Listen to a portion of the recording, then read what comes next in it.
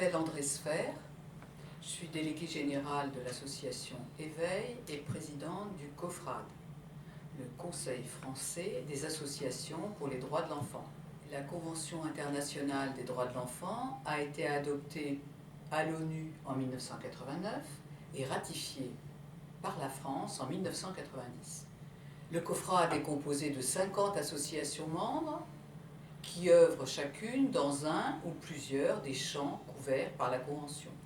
Nous avons, avec la ADH d'ailleurs, travaillé à faire prendre en compte du phénomène d'hypersexualisation des fillettes nos pouvoirs publics. Et effectivement, lorsque nous avons vu paraître ces photos extrêmement suggestives de fillettes dans le magazine Vogue du mois de décembre 2010, nous avons été saisis par des pédiatres américains. Nous avons considéré que c'était quelque chose de très grave, une atteinte à la dignité de l'enfant, et surtout dans un journal qui n'est pas considéré comme un tabloïd, mais comme une référence.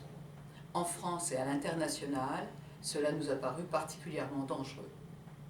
Aussi, nous avons écrit à Vogue, nous avons saisi un certain nombre de personnalités, nous avons saisi les pouvoirs publics de ce sujet.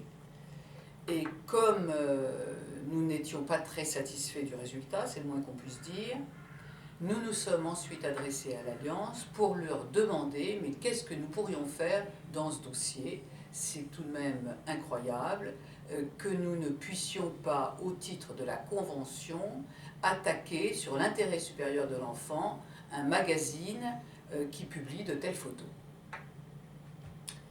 Et malheureusement, l'Alliance, à travers le cabinet Gottschall-Veil, nous a fourni une consultation qui conclut qu'effectivement nous n'avons aucune chance de gagner un tel procès puisque le cabinet n'a pas trouvé d'article qui permette une applicabilité directe sur le sujet qui nous concerne de façon à faire condamner le magazine Vogue.